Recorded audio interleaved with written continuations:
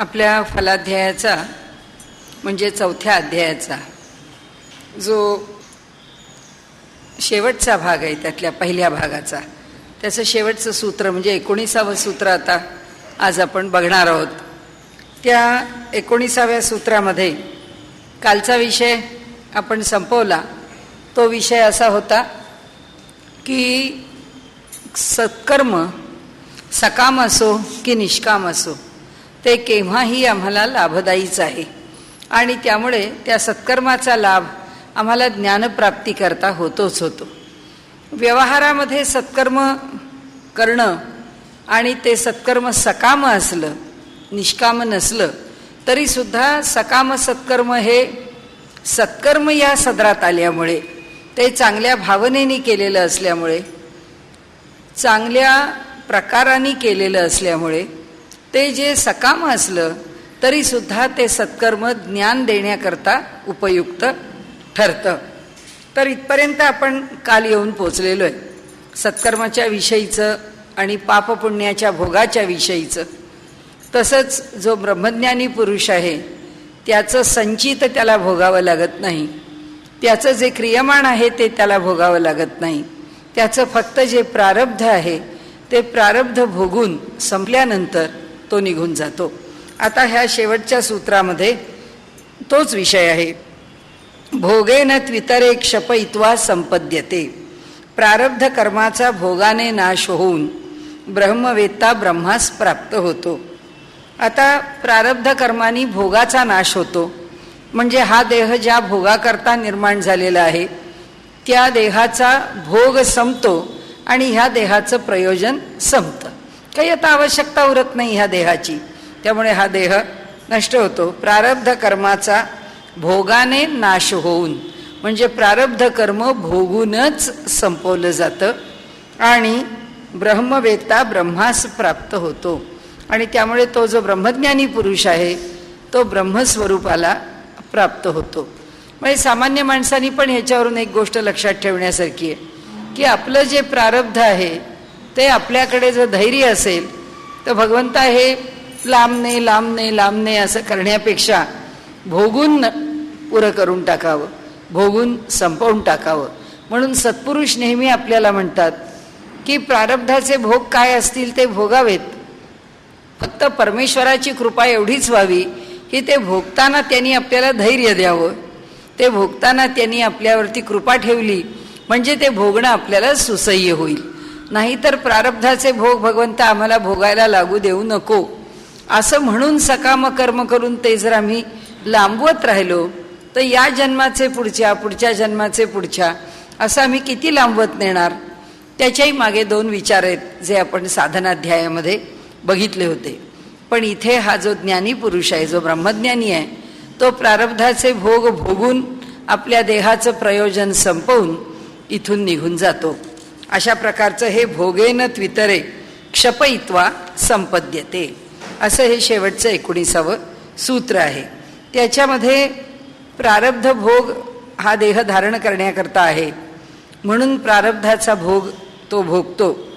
आता प्रारब्धाचा भोग भोगण्याकरता तो ब्रह्मज्ञानी जरी झाला तरीसुद्धा तो आता अद्वैताचा अनुभव घेतोय.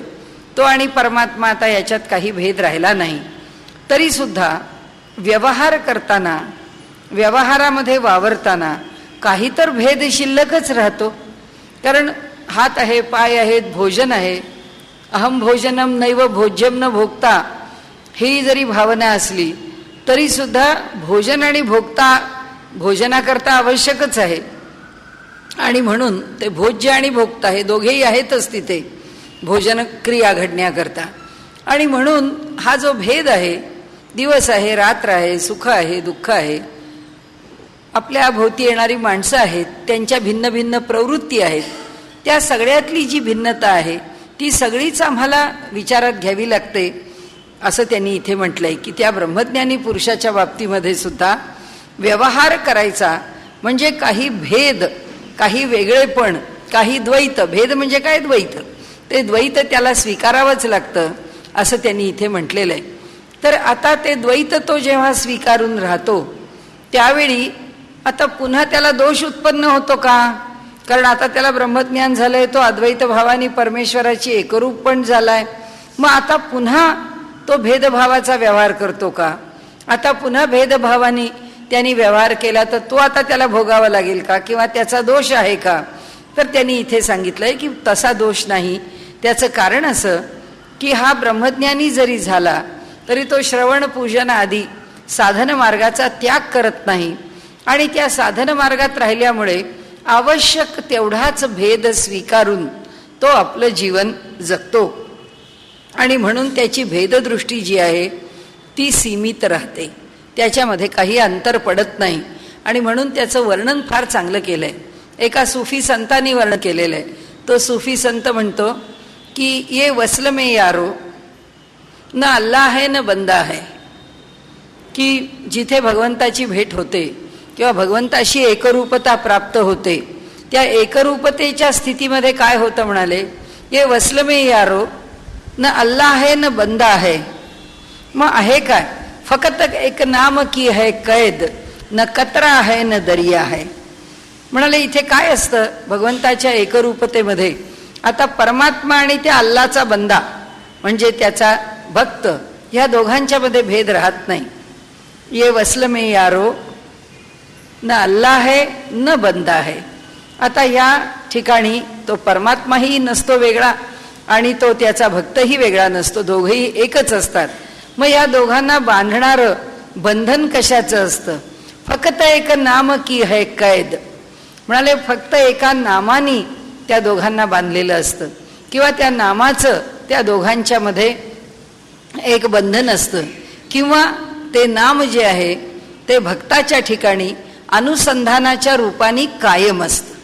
जोपर्यंत देह आहे तोपर्यंत नामाचं अनुसंधान आहे, त्याचं अनुसंधान सुटत नाही. आणि म्हणून ब्रह्मसूत्रकारांनी पुन्हा पुन्हा सांगितलंय की ब्रह्मज्ञानी पुरुष असला तरी सुद्धा तो शेवटपर्यंत आपलं साधन सोडत नाही. आणि म्हणून ते म्हणतात फक्त एक नाम की है कैद, न कतरा है न दरिया है. ना म्हणाले समुद्राच्या खोलात आहेत, ना समुद्राच्या मध्यात आहेत, ना समुद्राच्या किनाऱ्यावर आहेत. असं ह्या भवसागराच्या कोणत्या स्थानावर तो नसतो, त्याला कशाचंच बंधन नसतं.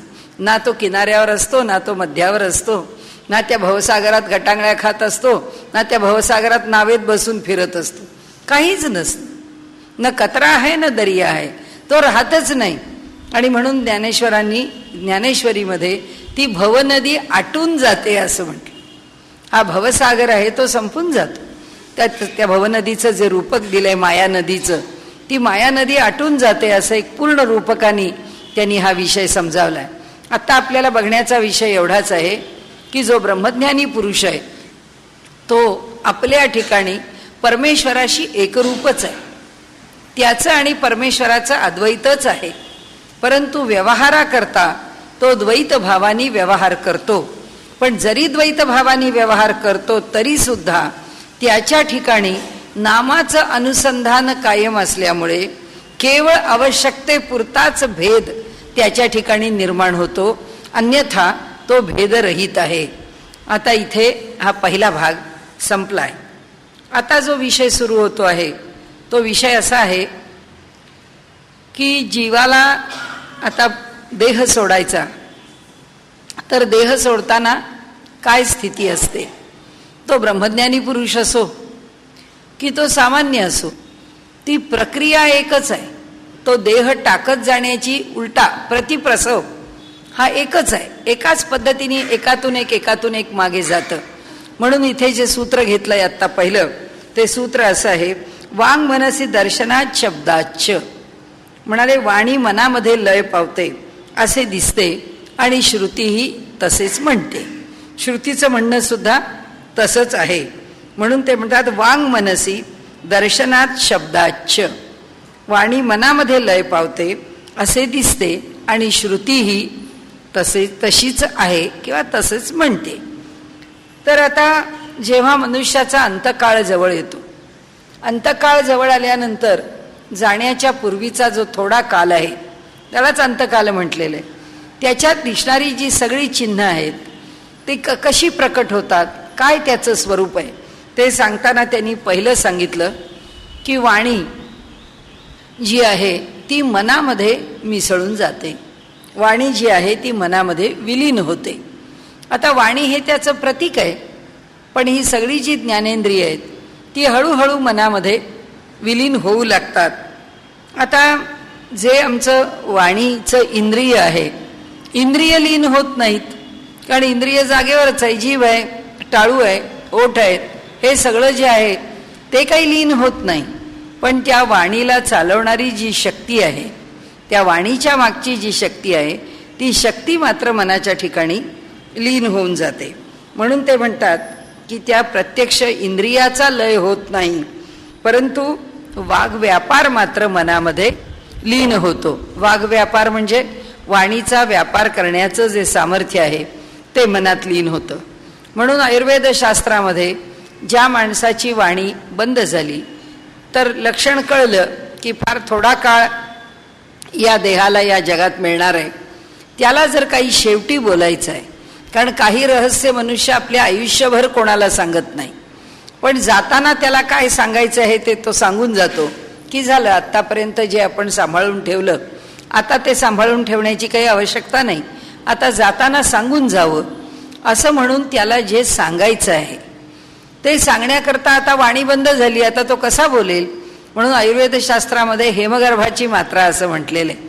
ती हेमगर्भाची मात्रा उगाळून त्याच्या जिभेला लावली की वाणीच्या इंद्रियाचा व्यापार जो आहे तो जो पूर्ण थांबलेला आहे तो काही काळ लांबवता येतो. म्हणजे तो काही पुन्हा त्याला बोलता यायला लागतं असं नाही, पण काही काळापुरतं 1-4 शब्द, 10 शब्द, 5 मिनटं, 2 मिनटं, त्याच्या ताकदीप्रमाणे, सामर्थ्याप्रमाणे तो 2 शब्द बोलतो. माणूस व्यवहारातला शब्द बोलील, माणूस आपल्या व्यवहारातलं काही सांगायचं तर सांगेल, आणि नाही तर त्याचं खरं प्रयोजन असं आहे की आता आपली वाणी बंद झाली, त्यालाही माहिती आहे की आता हा देह फार काळ टिकणार नाही, मग आता या वाणीने उच्चार कशाचा करावा, परमेश्वराच्या नामाचा करावा. आपण गेल्या वेळी पाहिलं ह्या आत्ताच्या 5-6 दिवसात की मृत्यूकाली जी स्थिती असते मनाची, शरीराची, स्मरणाची, त्याप्रमाणे पुढच्या जन्माची गती असते. म्हणजे अंतकाली जर ईश्वराचं नाम मुखामध्ये आलं तर चांगली गती मिळण्याला मदत होते. आणि म्हणून त्या हेमगर्भाची मात्रा चाटवल्यानंतर काय ईश्वराचं स्मरण करायचं असेल, काय ईश्वराला आवाहन करायचं असेल तर करण्याकरता त्याच्या वाणी, त्याच्या वागिंद्रियाला संधी दिलेली आहे, संधी देता येते. आणि म्हणून शास्त्राचा, वैद्यक शास्त्राचा उपयोग आहे, ते त्याला सहाय्यकारी होऊ शकतात. पण त्या वागिंद्रियाची क्रियासुद्धा थोडा काळ वाढवता येते, ती काही फार काळ वाढवता येत नाही असं त्यांनी वर्णन केलं. आणि ते म्हणतात की वाणी जी आहे मनामध्ये लीन होते. अतएवच सर्वाण्यनु, आणि म्हणून सर्व इंद्रिये मनाच्या मागोमाग जातात. या वाणीच्या निमित्ताने आता दुसरा विचार मांडला आणि त्यांनी सांगितलं वाणीप्रमाणेच इतर इंद्रियांचं समजावं की जशी वाणी मनाला अनुसरते तशी इतर इंद्रिय सुद्धा मनालाच अनुसरतात. आणि म्हणून त्यांचाही लय जो आहे तो मनामध्येच होतो. कोणाकोणाचा होतो तर ही जी 5 ज्ञानेंद्रिय आहेत त्यांचा आणि जी 5 कर्मेंद्रिय आहेत त्यांचा. म्हणजे 5 ज्ञानेंद्रिय आणि 5 कर्मेंद्रिय ही मनामध्ये विलीन होतात. तन्मनः प्राण उत्तरात, त्यांनी असं म्हटलंय की आणि ते मन प्राणात लय पावते असे पुढील वाक्यावरून समजते. ते मन कुठे जातं आता, प्रत्येक आता उलटा चालला ना प्रवास, आता उलट सुरू झाला. या उलट प्रवासामध्ये आता मन कशामध्ये विलीन होतं तर आता मन प्राणात विलीन होतं. आता फक्त एक संभ्रम आपल्या मनामध्ये आपण ठेवू नये, आणि तो म्हणजे असा की जो पंचकोशांचा विषय आहे त्या पंचकोशांच्या विषयामध्ये अन्नमय कोश, प्राणमय कोश, मनोमय कोश, विज्ञानमय कोश आणि आनंदमय कोश असं सांगितलंय. त्यामुळे त्याच्यात अन्नमय कोशानंतर प्राणमय कोश आहे, प्राणमय कोशानंतर मनोमय कोश आहे. पण याचा अर्थ असा नाही इथे सांगितलं आहे त्याप्रमाणे की त्या कोश व्यवस्थेचा किंवा त्या पद्धतीने समजून घेण्याचा आत्ताचा विषय नाही आहे, हा विषय वेगळा आहे. त्यामुळे तिथे अन्नमय कोश प्राणमय कोशात किंवा त्याच्यापेक्षा अन्नमय कोशापेक्षा प्राणमय कोश सूक्ष्म, प्राणमय कोशापेक्षा मनोमय कोश सूक्ष्म. म्हणजे आत्ता कोणाच्या तरी मनात शंका येऊ शकते की बाबा अन्नमय कोश, प्राणमय कोश, मनोमय कोश, विज्ञानमय कोश आणि आनंदमय कोश असं जर म्हटलं जातं तर मग इथे 10 ही इंद्रिय, ज्ञानेंद्रिय 5 आणि कर्मेंद्रिय 5 ही मनामध्ये लीन होतात आणि मन प्राणात लीन होतं असं कसं म्हटलं? तिथे मनानंतर प्राण असा हे क्रम नाही आहे. तिथला क्रम अन्नानंतर प्राण आणि प्राणानंतर मन असा आहे. तो विषय वेगळा आहे. ती देहांची स्थिती आहे. स्थूल देह, सूक्ष्म देह, कारणदेह किंवा विज्ञानमय कोश, त्याच्यामध्ये पुन्हा कारण महाकारणाचाही प्रश्न नाही आहे. स्थूल सूक्ष्म याच्यामध्ये आनंदमय आणि प्राणमय असाच विषय आहे. त्यामुळे त्या विषयाची गल्लत इकडे करू नये. तसंच आत्ता आपल्याला म्हटलं तसं स्थूल देह, सूक्ष्म देह, कारणदेह आणि महाकारणदेह या 4 देहांचा सुद्धा इथे संबंध लावायला जाऊ नये. हा विषय वेगळा आहे. हा विषय प्रतिप्रसवाच्या काळी कोण एकापेक्षा एक सूक्ष्म आहे त्याप्रमाणे त्यांचा लय होत जातो. देहामध्ये इंद्रिय ही सगळ्यात स्थूल आहेत, ती पूर्णपणे बहिर्गामी आहेत. त्यामुळे त्या इंद्रियांचा लय जे अंतःकरण आपण पाहिलेलं आहे पहिल्यांदाच की जी 10 इंद्रिय आहेत त्याला बहिःकरण असं म्हणतात. बहिःकरण, कर्ण म्हणजे साधन, बही म्हणजे बाहेर. बाहेरचं अनुभवण्याचं साधन कोण आहे? तर आपली 10 इंद्रिय आहेत. या 10 इंद्रियांनी आपण जगाचं ज्ञान करून घेतो. ते सगळं ज्ञान स्थूल आहे आणि स्थूलाचं आहे. मन काय आहे? मन हे अंतःकरण आहे. म्हणजे कर्ण म्हणजे साधन, ते आतलं साधन आहे. इंद्रिय ही बाहेरचं साधन आहे, मन हे आतलं साधन आहे. आणि त्यामुळे मनाला असं म्हटलंय की गीताकारांनी की मन हे 11 इंद्रिय आहे. मन हे 11वं इंद्रिय आहे, इंद्रियच आहे. ही जशी बाहेरची 10 इंद्रिय आहेत तसं आतलं एक इंद्रिय हे मन आहे, ते 11वं इंद्रिय आहे असं त्याच्याबद्दल वर्णन केलेलं आहे. म्हणून आता इथे मनामध्ये आपण संदेह न ठेवता हे सूत्र असं समजून घ्यावं की वाणी, ही 3 सूत्र, आता 3ऱ्या सूत्रावर आलो आपण. वाणी मनामध्ये लय पावते, त्याचप्रमाणे इतरही इंद्रिय मनामध्ये लय पावतात, जी ज्ञानेंद्रिय आहेत, जी कर्मेंद्रिय आहेत. आता मन कुणात लय पावतं? तर मन प्राणामध्ये लय पावतं. म्हणून तन्मनः प्राण उत्तरात, उत्तरात म्हणजे नंतर, ते मन नंतर प्राणाच्या ठिकाणी लय पावतं. ते मन प्राणामध्ये लय पावते असे पुढील वाक्यावरून उत्तरात, पुढील वाक्यावरून समजते. आता म्हणाले काय होतं? मन प्राणांच्या मध्ये लीन होतं. प्राणाचं कार्य अजून थोडं चालू आहे. आपण अनेक वेळा हा विषय बघितला आहे की प्राण हे या देहाला जगवण्याकरता, अगदी ज्याला मराठीमध्ये आपण शेवटच्या टोकाला जाऊन प्रयत्न करणारं आपण म्हणतो ना, अगदी पार शेवटापर्यंत चिकटपणे, चिवटपणे, चिकाटीने असा जो प्रयत्न आहे तो सगळा प्रयत्न कोण करतो? की हा देह राहिला पाहिजे. राहिला पाहिजे याचा अर्थ काय? या देहाने अजून श्वास घेतला पाहिजे.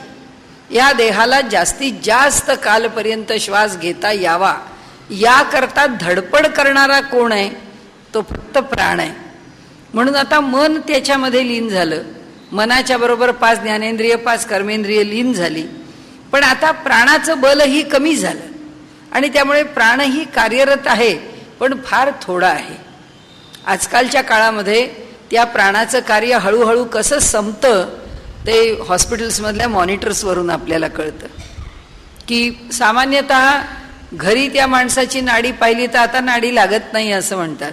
श्वास आहे का? तर श्वास नाही म्हणतात. त्यावेळी श्वास संपलेला असतो किंवा श्वास घेणं कमी होतं. ते इतकं सूक्ष्म होतं की ते कळत नाही समोरच्या मनुष्याला. पण आज इतकी सूक्ष्म असं जाणून घेणारी उपकरणं आहेत की त्या उपकरणांच्यामुळे त्याचं श्वसन अगदी मंद जरी झालं, आयुर्वेदाच्या दृष्टीने आता नाडी लागेनाशी झाली, ही जरी स्थिती आली तरीसुद्धा प्राण देहाच्या ठिकाणी काय कार्य करतो हे आपल्याला दिसतं. की ब्लड प्रेशर जर समजा 65 होतं तर ते 65वरनं हळूहळू हळूहळू कसं खाली येतं. 30-35वर आल्यानंतर खरं म्हणजे आता काही राहिलं नाही अशी स्थिती असली तरी ते राहिलं नाही असं नसतं. ते किती खाली जातं, अगदी थेटपर्यंत खाली जाताना त्या मॉनिटरवरती बघायला मिळतं. दिसतंच त्या मॉनिटरवरती की देह म्हणजे प्राणाचा झगडा कसा आहे, प्राण त्या शरीराला सांभाळण्याकरता किती प्रयत्नशील आहे. तो त्या 30 म्हणजे लोअर BP त्याचं किती आहे, 35 आहे, किती आहे, 25 आहे, 20 आहे, 15 आहे, 18 आहे, पण ते दाखवत राहतं. म्हणजे तेवढं शरीराकडून कार्य होत राहतं. म्हणजे शरीर अजून पूर्ण शांत झालेलं नाही. मग ते शांत होत नाही पण कार्यरत करू नये, तर त्यावेळी तो प्राण कार्यरत आहे. आणि म्हणून त्यांनी सांगितलं की खरं म्हणाल तर इंद्रियाचे व्यापार शांत झाले, मनाचे व्यापार सुद्धा शांत झाले. मन सुद्धा व्यापार करत नाही, ते सगळे व्यापार संपतात. जाणीव जी आहे ती अगदी अगदी क्षुल्लक, अगदी कणभर, अगदी तिळभर जाणीव फक्त शिल्लक राहिलेली असते. आणि त्यामुळे बाकीच्या संबंध देहाला सुद्धा मूर्छा आलेली असते.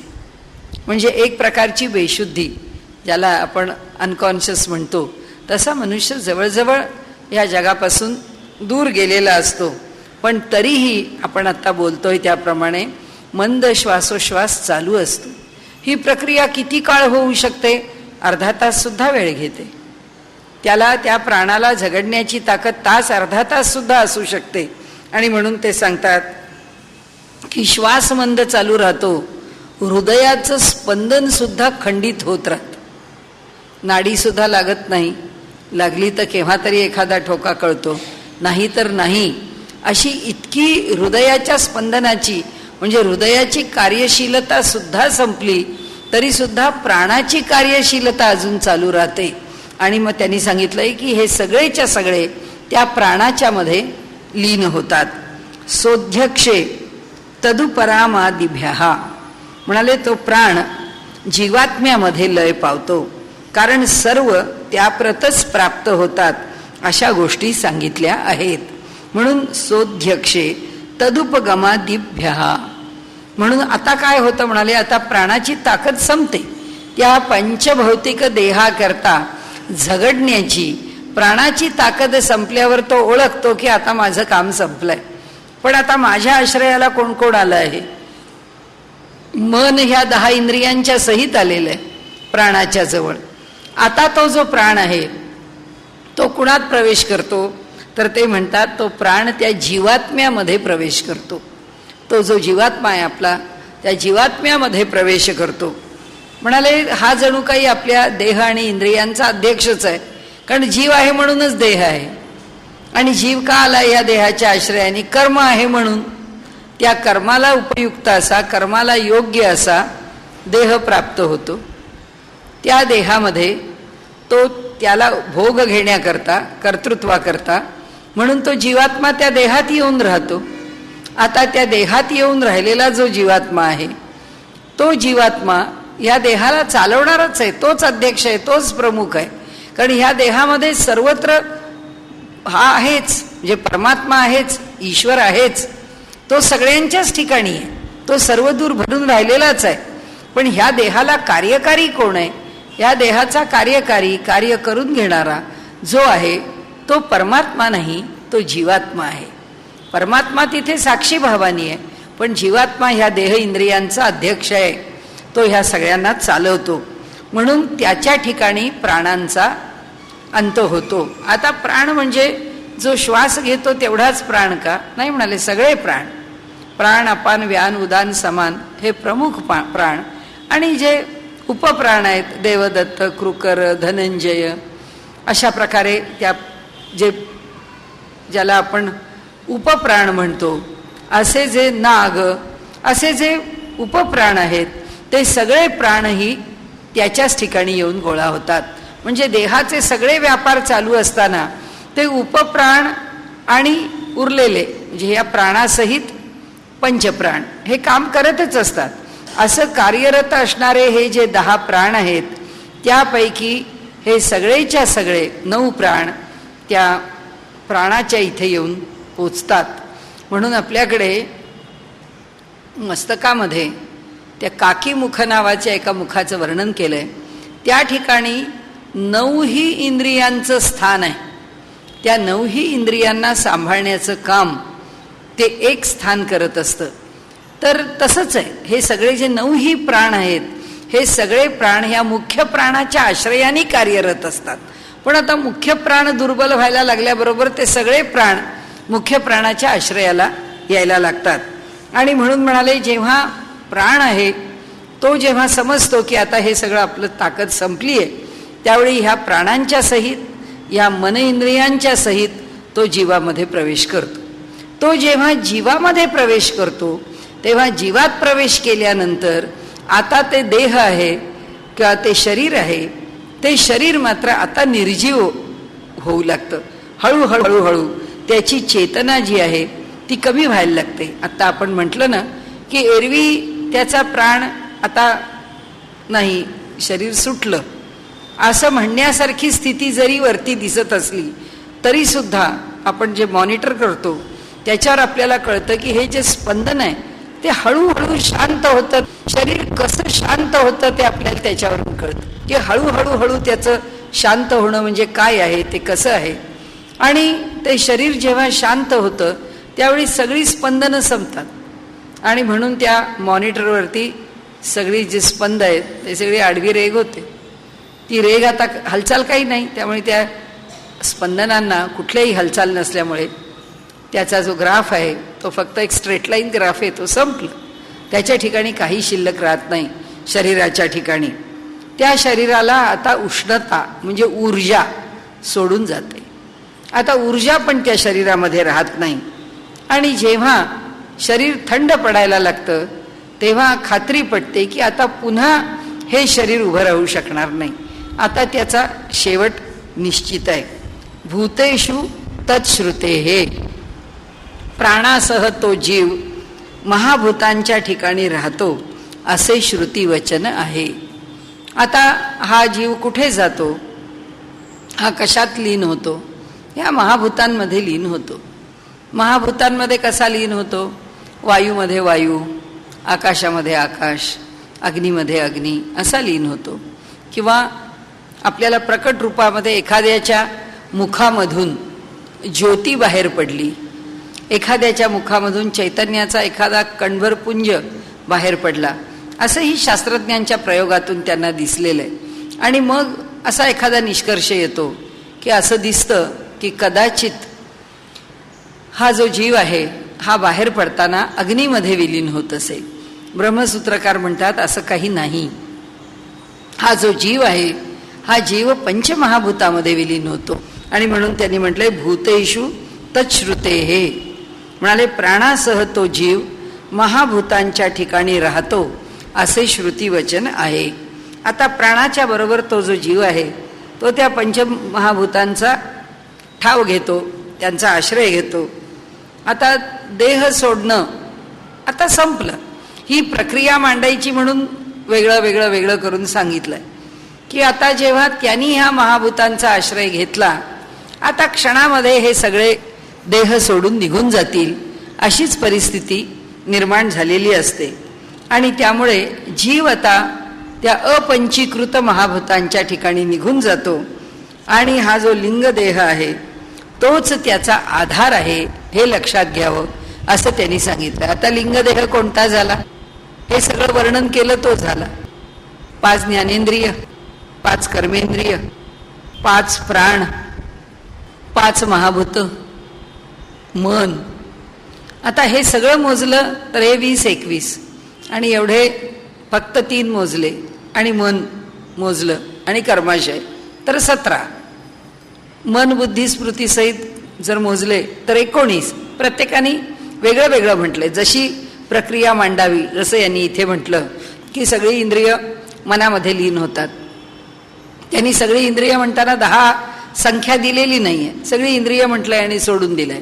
आणि त्यामुळे इथे त्यांनी सांगितलं की आता काय काय त्याच्याशी जोडलं जातं तर त्याच्याशी जे जोडलं जातं ते हे सगळं जोडलं जातं. त्याचा लिंगदेह म्हणजे त्याचा एक सूक्ष्म देह, म्हणजे त्याचा एक सूक्ष्म आकार, म्हणजे एक सूक्ष्म अस्तित्व निर्माण होतं. ते कशामुळे निर्माण होतं? त्या जीवाबरोबर. त्या जीवाच्या बरोबर ज्ञानेंद्रिय, कर्मेंद्रिय, पंचप्राण, त्याचं मन, त्याचा कर्माशय, ह्या सगळ्यासहित हे 15 आणि हे 2 17 असं साधारण उपनिषदांमध्ये त्याचं वर्णन केलंय. मांडुक्यामध्ये पण त्यांनी 17 असा अंक घेतलेला आहे त्याचा. असो, 17 घ्या, 19 घ्या, मनाच्या ठिकाणी जर अंतःकरण चतुष्टय घेतलं तर या प्रकाराने हे सगळं एकत्र असणं. त्याच्याबरोबर आणखीन काय एकत्र असतं? त्याच्याबरोबर या जन्मात केलेली म्हणजे कर्म ही कर्माशयात, आणि त्याचबरोबर या जन्मात अर्जित केलेली विद्या. या जन्मात जे जे ज्ञान आम्ही मिळवलेलं आहे ते सगळं ज्ञान आमच्याबरोबर येतं. आणि त्यामुळे मनुष्याच्या ठिकाणी त्या जीवाच्या बरोबर जाणाऱ्या ज्या गोष्टी आहेत त्याच्या कर्माशयाबरोबर त्याची विद्या, तो ज्या प्रकारचं ज्ञान मिळवतो, ज्या प्रकारचा संस्कार मिळवतो, ज्या प्रकारचं कर्म करतो ते तर कर्माशयात जातं, आणि ज्या प्रकारचे संस्कार विद्येच्या रूपाने मिळवतो ते त्या विद्येमध्ये येतात. त्यामुळे त्यांनी वर्णन पुढे असं केले की त्या लिंगदेहाला आधारभूत अशी ही जीवाची जाणीव, जे ज्ञान, जी बुद्धी, काय त्याला ज्या शब्दात म्हणायचं असेल, म्हणून आपण अंतःकरण चतुष्टय म्हटलं तरी बिघडत नाही. प्रत्येकजण आपापल्या परीने त्याचं विवरण थोडं थोडं वेगळं करतो. म्हणून मन आहे, बुद्धी आहे, अहंकार आहे, चित्त आहे, हे 4 घेतले, आणि 5 ज्ञानेंद्रिय, 5 कर्मेंद्रिय, 5 प्राण घेतले, तर हे 15 आणि 4 19 हे त्या जीवाबरोबर लिंगदेह म्हणून जातात, असंही कुणी म्हणतं.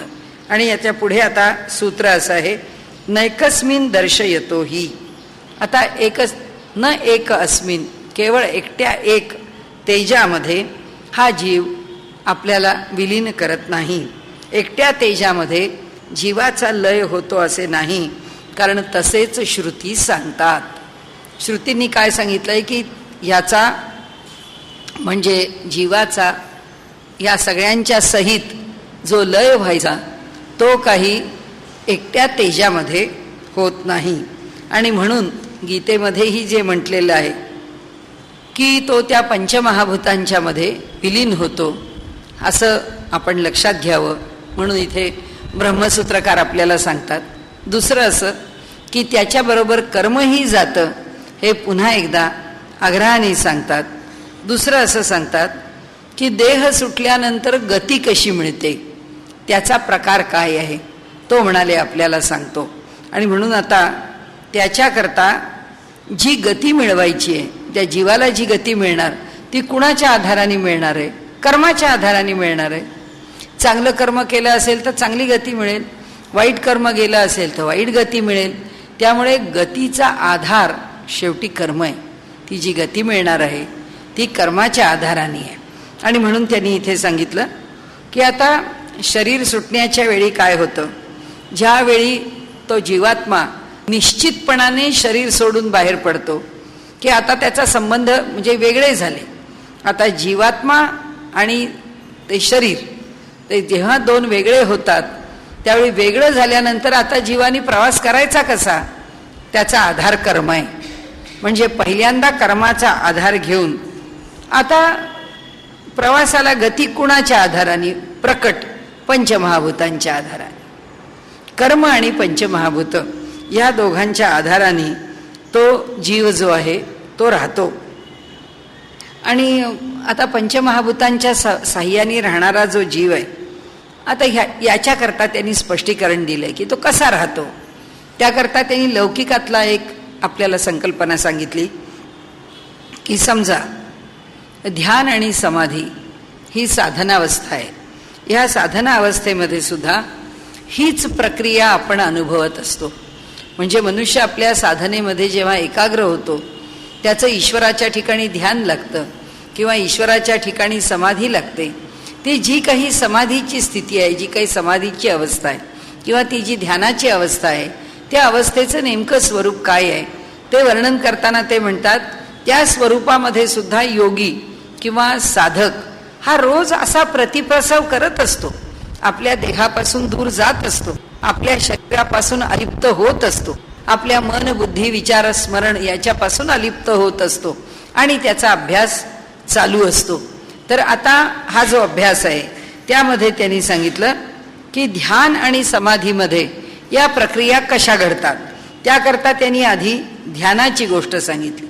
ध्यानामध्ये काय होतं म्हणाले, ध्यानामध्ये इंद्रियांचा लय होतो. म्हणजे जो मनुष्य ध्यान साधतो त्याचं ध्यान साधतं केव्हा, जेव्हा त्याची सगळी इंद्रिय लय पावतात, जेव्हा त्याच्या इंद्रियांचं भान सुटलेलं असतं. कानाला ऐकायला येत नाही, बाहेरून किती आरडाओरडा केला तरी सुद्धा कान आतमध्ये पूर्ण वळलेले असतात. त्याला त्यांनी प्रत्याहार असं म्हटलंय की त्या प्रत्याहारामध्ये हे जे इंद्रियांचे जे बाह्य विषय आहेत त्या सगळ्या विषयांच्यापासून मुरडून ती इंद्रिय आतमध्ये मनाच्या ठिकाणी येऊन बसलेली आहेत. हा प्रत्याहार आहे. हा प्रत्याहार इंद्रियांनी साधलेला असतो. इंद्रियांचा लय कुठपर्यंत झालेला असतो, इंद्रियांचा लय मनापर्यंत झालेला असतो. मग मन प्राणात लीन होतं. हे लक्षण कशाचं आहे, ते म्हणतात मनानी प्राणात लीन होणं हे लक्षण समाधीचं आहे. की समाधी अवस्थेमध्ये मन प्राणात लीन होतं आणि नंतर त्याच्यातून त्याला आनंदाचा अनुभव मिळतो.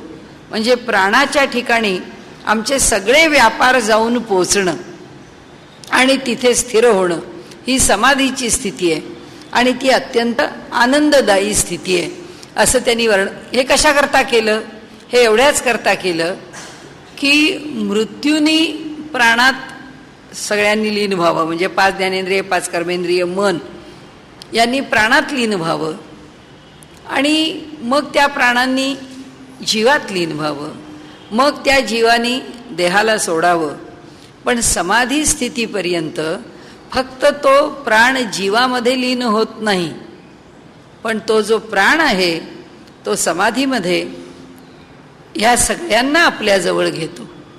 म्हणजे थोडक्यात देहाच्या पातळीवरती सगळं सुटणं, सगळं भान संपणं, जाणीव ती पण नष्ट होणं हे सगळं समाधीमध्ये होतं.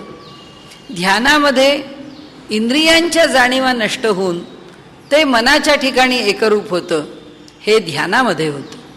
तत्र प्रत्यैकतानता ध्यानम, जाणीव राहते ना, एकतानतेची जाणीव राहते की बुवा समोर देवाचं फोटो आहे, आपण नामाचं स्मरण करतोय आणि आपलं मन अगदी एकाग्र झालंय. त्या एकाग्र स्थितीत सुद्धा नामाचं स्मरण आहे, त्या एकाग्र स्थितीत सुद्धा ईश्वराचं स्मरण आहे.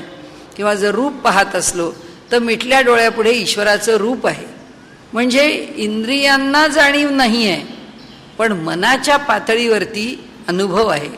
अनुभव का आहे, कारण त्यावेळी तो जो आपला अहंकार आहे, ज्याला कर्तृत्व आणि भोक्तृत्व आहे, तो जागा आहे ना, कारण मन जागा आहे, मनाला समजतं आहे, मनाला जाणीव आहे, त्यामुळे मन ते अनुभवतं.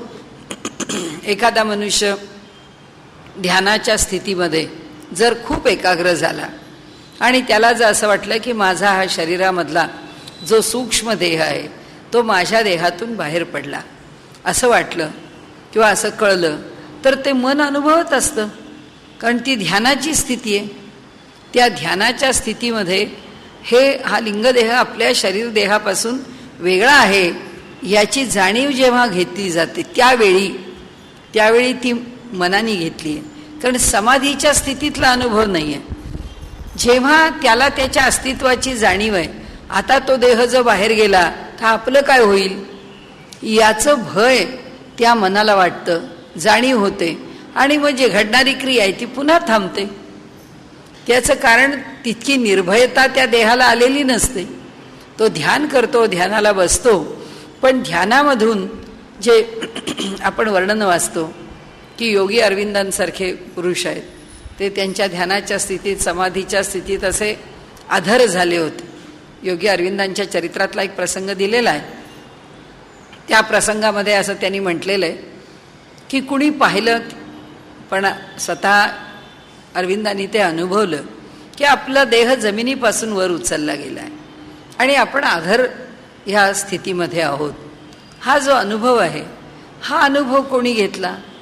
हा अनुभव ज्यांनी घेतला ती अगदी इथे मागे सुद्धा जे म्हटलंय ना की त्या प्राणाचं थोडंसं स्पंदन जोपर्यंत चालू आहे तोपर्यंत अगदी एवढीशी कणभर जाणीव जी शिल्लक आहे. आता ह्या समाधी अवस्थेमध्ये त्या समाधी अवस्थेच्या आनंदाचा अनुभव कोण घेतो? ती एवढीशी शिल्लक असलेली जाणीव, तीच त्याचा अनुभव घेते. पण ध्यानामध्ये काही अनुभव यायला लागला आणि शरीर आपलं त्याच्यापासून बाजूला होत आहे किंवा शरीरापासून आपण बाजूला होतोय असा अनुभव यायला लागला की ज्याची तयारी नाही तो घाबरून जातो आणि तो म्हणतो नको नको देवा, ते माझं शरीर कुठे आहे तसंच राहू दे. म्हणजे त्याची एकाग्रता ढळते. ही ध्यानातली स्थिती. समाधीतली स्थिती याला ओलांडून पलीकडे गेली, ती तिथे राहत नाही. म्हणून समाधी स्थितीमध्ये जेव्हा प्राणामध्ये लय होतो, म्हणून त्यांनी सांगितलं की मन प्राणामध्ये लीन होतं आणि त्या ठिकाणी त्यांना विलक्षण आनंदाची प्राप्ती होते. तो जो आनंद आहे त्या साधकाला मिळणारा तो परमानंद आहे समाधीचा. आणि म्हणून तो समाधी सुखाचा अनुभव जो आहे तो अनुभव त्याही स्थितीत तो घेत असतो. ती अगदी अगदी तरल अशी जाणीव त्या स्थितीचा अनुभव घेत असते. आता हा भाग झाला. आता म्हणाले हठयोगी लोक जे आहेत ते काय करतात? हा जो प्राण आहे त्या प्राणासहित या सगळ्यांना घेऊन ते जीवामध्ये लीन होतात. म्हणजे मृत्यूच्या वेळी जी परिस्थिती येते, ज्या परिस्थितीमध्ये प्राणामध्ये मन, मनामध्ये दाही इंद्रिय हे जे असतं आणि ते सगळं मिळून जे जीवाच्या ठिकाणी लीन होतं, तसं हठयोगामध्ये लीन करण्याचं त्यांना सामर्थ्य आहे. म्हणजे या देहाने हठयोगाच्या माध्यमामधून जीवामध्ये लीन व्हावं आणि पुन्हा लीन झालेल्या ह्या सगळ्यांना बाहेर काढावं. हे दोन्ही त्यांना जमतं. हे कसं होतं? ज्याची आपण अनेक वेळा उदाहरणं घेतली, ज्याचे अनेक हठयोग्यांनी प्रयोग करून दाखवले की आम्ही खड्डा खणतो, जमिनीमध्ये बसतो, स्वतःला पुरून घेतो. तुम्ही आमच्या शरीरापासून या देहाचे स्पंदन चालू आहे का बघा, या देहाचा मेटाबॉलिझम चालू आहे का बघा, हृदयाचं स्पंदन आहे का, पचन संस्था काम करती आहे का, रुधिराभिसरण संस्था काम करती आहे, कोण कार्यरत आहे, ह्या सगळ्याचं तुम्ही जर रेकॉर्ड ठेवलं तर तुमच्या लक्षात येईल की यातलं काहीही काम करत नाही. मृत्यू सदृश स्थिती तुम्हाला ह्या देहाची दिसेल. म्हणून हठयोगामध्ये म्हणजे कसं झालं, ध्यानामध्ये इंद्रिय मनात लीन होतात, समाधीमध्ये मन प्राणात लीन होतं आणि समाधीचा अनुभव येतो. आणि हठयोगामध्ये तर प्राणाला जीवात लीन करतात आणि मग स्वतःला जमिनीच्या खाली 7-7 दिवस कोंडून घेतात. आणि तेव्हा कोंडलेल्या स्थितीत जेव्हा त्यांची निरीक्षणं केली जातात तेव्हा ना त्यांचा मेंदू कार्यरत असलेला दिसतो, ना त्यांच्या हृदयाचं स्पंदन असतं, ना त्यांच्या फुफ्फुसांचं कार्य असतं, ना शरीरात रुधिराभिसरणाचं कार्य असतं, ना शरीरामध्ये इतर संस्थांचं कार्य असतं. काही नाही. सगळं स्टेटस को जसं आहे तसं. जिथे त्या योग्यानी आत बसल्यानंतर आपलं ध्यान लागलं आणि त्याला ती स्थिती प्राप्त झाली की ज्याच्यामधून तो जीवापर्यंत पोचला, ती स्थिती प्राप्त झाली की संपलं. त्या स्थितीला तो गेल्यापासून तो सांगतो 7 दिवसांनी आता हे सगळं काढा, वरची माती काढा, मला बाहेर काढा. 7 दिवसांनी जेव्हा तो बाहेर येतो तेव्हा तो पुन्हा पहिल्यासारखा असतो. त्याचे केस वाढलेले नसतात, आपण परवा सुद्धा बोललो, त्याची नखं वाढलेली नसतात, काही बॉडी मेटाबॉलिझम नाही, काही शरीराचा चयापचय नाही, सगळा चयापचय बंद केलेला असतो. हा अधिकार कोणाचा आहे? हा अधिकार हठयोग्यांचा आहे. हे कशा करता चाललं आहे की मृत्यू ही देहाला येणारी जी परिस्थिती आहे तिचं वर्णन करताना अधिकारी पुरुष त्या मरणाची वाट बघत सगळ्या इंद्रियांना नियंत्रणात तेव्हा येतात की नाही माहिती नाही, पण त्यांचं कार्य संपतं. इथे मात्र सगळ्या इंद्रियांना आपल्या नियंत्रणात ठेवण्याचं सामर्थ्य आहे. आणि म्हणून आपण या योगशास्त्रामधला हा एक दाखला त्यांनी दिलाय. त्यांनी सांगितलं की हे अशा प्रकारचे जे व्यापार आहेत देह इंद्रियांचे, ते सगळे व्यापार थांबवून ती मरणसदृश स्थिती सुद्धा त्या हठयोग्यांना निर्माण करता येते, हा एक दाखला दिला. आता त्यांनी सांगितलं उपासकांनी हे करावं का? ते म्हणाले काही आवश्यकता नाही. ही एक सिद्धी आहे, या सिद्धीची उपासकाला आवश्यकता नाही. आणि त्यामुळे उपासकांनी उपासना पुढे नेत राहावी, त्याच्याकरता ह्या हठयोगाच्या प्रक्रिया आहेत, त्या प्रक्रियांचा अवलंब करण्याचं काही कारण नाही. आणि म्हणून ते म्हणतात इथे की योग्य असा योगी भेटला आणि त्यांनी मार्गदर्शन केलं तर शरीराच्या पातळीवरती अनेक प्रकारांनी अभ्यास करून निरनिराळ्या प्रकारच्या सिद्धी प्राप्त करण्याचं सामर्थ्य त्या योग्याच्या ठिकाणी येऊ शकतं. जे सामर्थ्य म्हणजे तो योगी मरणाला ओलांडून जातो की नाही, मरणाची स्थिती आहे ती आता काय राहिली? त्या जीवाला वाटलं देह सोडून निघावा, तो जीव देह सोडून निघतो. काही योग्यांचा देह, योगी खाली आहेत, ध्यानाला बसलेले आहेत किंवा समाधी स्थितीत बसलेले आहेत, पण त्यांचा जो लिंग देह आहे, आत्ता आपण जे म्हटलं त्याप्रमाणे तो लिंग देह त्या शरीराला सोडून बाहेर पडलेला आहे आणि तो बाहेरून त्या देहाला बघतोय. आणि जेव्हा हा अनुभव येतो की हा देह बसलेलाच आहे तिथे, पण आपण ज्याला मी म्हणतो तो मी मात्र त्या देहात नाही आहे. आणि तो जेव्हा बाहेर फिरायला लागतो त्यावेळी त्याच्या लिंगदेहाला वाटतं की आता पुन्हा देहात जाणं नको, कारण त्या देहाचं बंधन, त्या देहाची कटकट त्याला नको वाटते. पण त्याचा प्रारब्ध भोग संपवायचा असतो म्हणून बाहेर पडलेला तो लिंगदेह फार कष्टाने त्या देहामध्ये येतो. असं वर्णन केलेलं आहे योग्यांनी की देहाला सोडून बाहेर राहण्यामध्ये त्यांना अधिक आनंद आहे, त्या स्वातंत्र्याचा आनंद अधिक आहे. आपण त्या देहाला जरा खटखुट झालं की लगेच आमचा जीव घाबरा, ब्लड प्रेशर वाढलं, आम्हाला सुचेना असं होतं, कारण त्या देहाला मी म्हणून आम्ही घट्ट धरून ठेवलेलं आहे. तो योगी त्या देहाला धरून बसत नाही, त्या देहामध्ये तो अडकलेला नसतो आणि त्यामुळे त्याला त्या देहाचं तितकं आकर्षण नसतं. आता हे सगळं सांगितल्यावर त्यांनी असं म्हटलंय की ठीक आहे, हे सगळं वर्णन जरी हठयोगातलं, हे वर्णन ध्यानाचं, हे वर्णन समाधीचं वेगवेगळ्या प्रकारांनी जरी असलं तरी सुद्धा म्हणाले जीवाला जेव्हा मरण येतं किंवा जीवाला मरण येत नाही, जीव जेव्हा त्या देहाला टाकून बाहेर पडतो तेव्हा तो जीव जो आहे तो पंचमहाभूतांच्या अधिष्ठानाने राहतो. कारण पंचमहाभूताशिवाय दुसरा पर्याय काय आहे? हे सगळं जगच मुळी पंचमहाभूतांनी निर्माण झालेलं आहे. आणि मग म्हणाले त्या पंचमहाभूतांच्या आधारातून त्या जीवाला गती मिळते. म्हणजे आणून कुठे सोडलं आपल्याला? इंद्रिय लीन होतात इथपासून तो जीव पंचमहाभूतामध्ये विलीन होतो.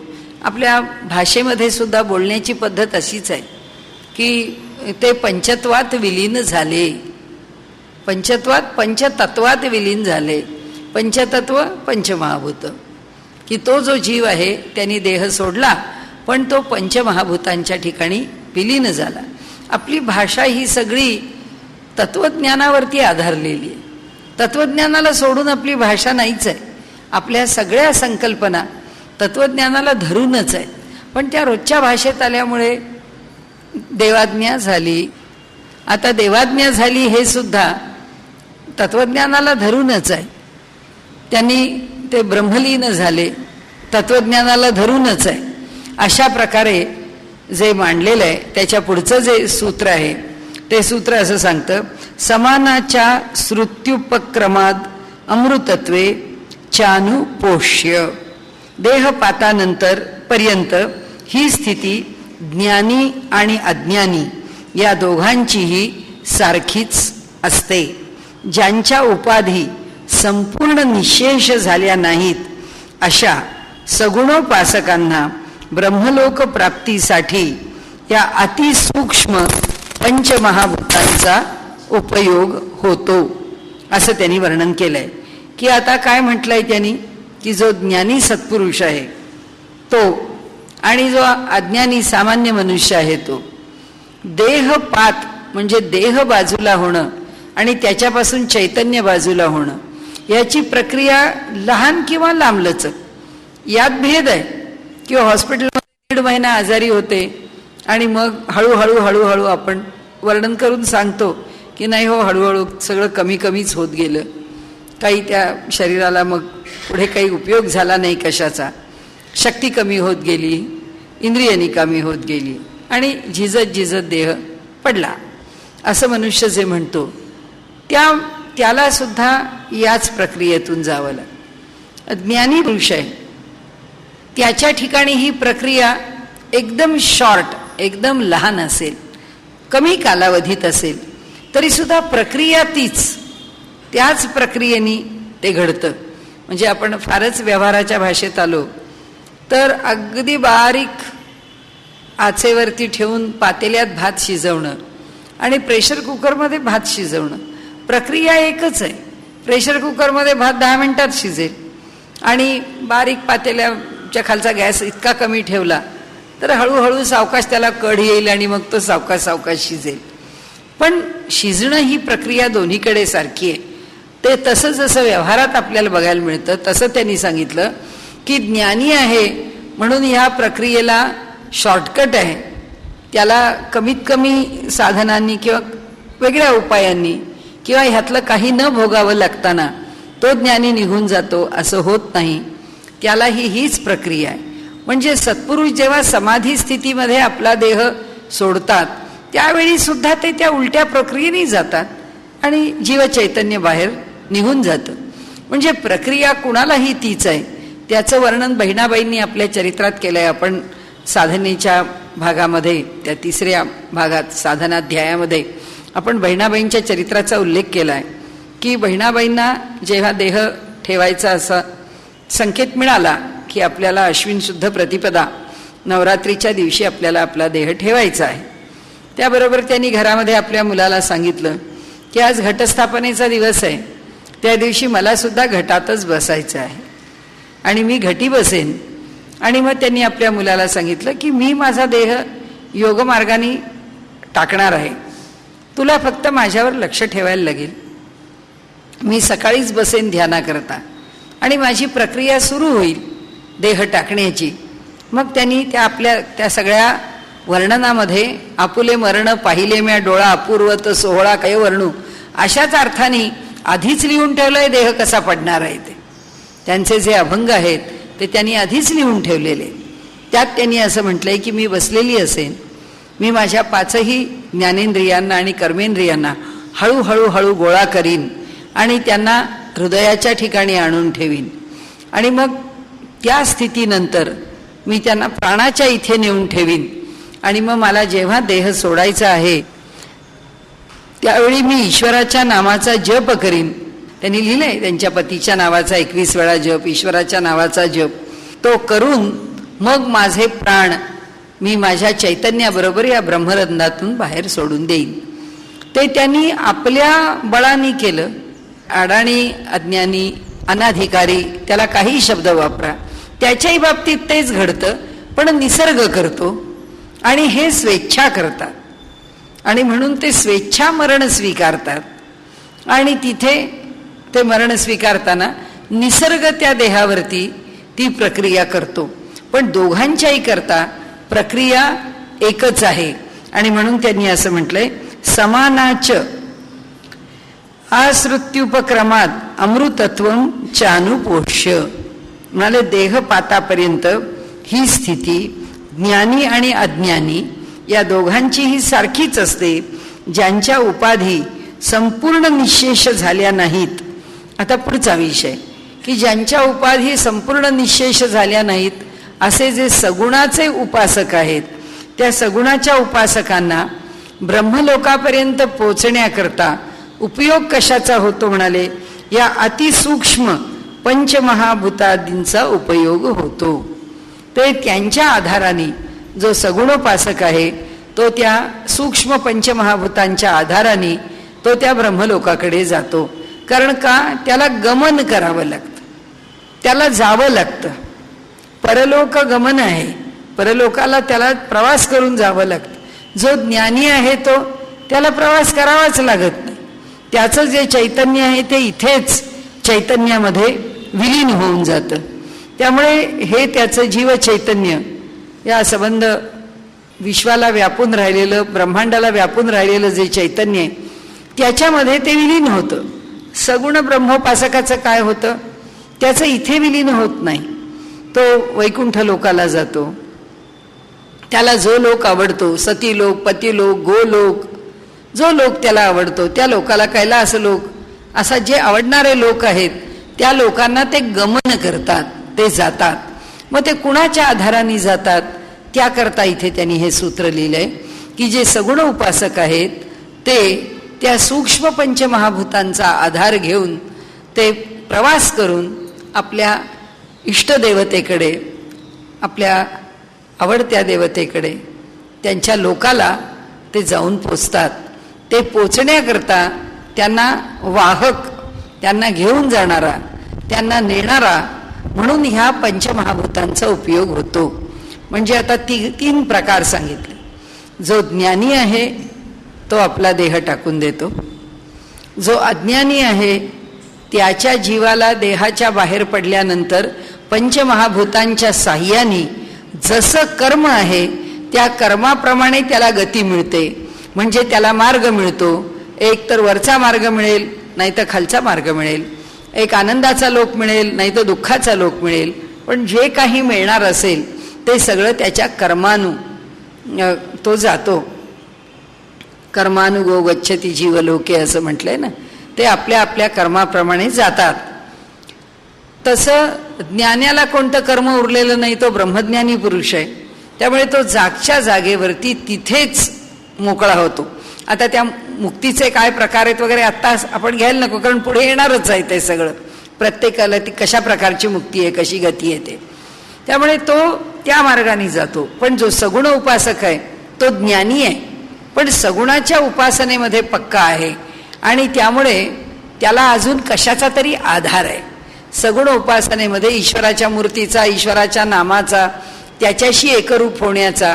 मग जे दैवत त्याचं आवडतं आहे त्या दैवताच्या लोकाला तो निघून जातो. पण त्या लोकाला जाताना मात्र त्याच्याबरोबर काय येतं किंवा त्याला नेतो कोण, मार्गदर्शन कोण करतो, तर ही सूक्ष्म पंचमहाभूत करतात. आणि त्यांनी सांगितलंय ही पंचीकृत महाभूत नाहीत, ही सूक्ष्म निखळ महाभूत आहेत. ही सूक्ष्म महाभूत त्याला घेऊन जातात. आता ह्या सूक्ष्म महाभूतांचा विषय आत्ता आपण घ्यायचं कारण नाही, कारण तो विषय योगामध्ये चर्चेला घेतलेला आहे. म्हणजे योगसूत्रांच्या मध्ये त्या मूळ महाभूतांचं जे निखळ रूप आहे ते कसं अनुभवायला येईल किंवा ते कुणाला अनुभवायला येतं, तो तिकडचा विषय. आत्ता आपण त्या विषयात पडण्याचं कारण नाही, पण या तिघांच्या गतीचा आपण विचार केला. आजचा विषय आपण इथे थांबू.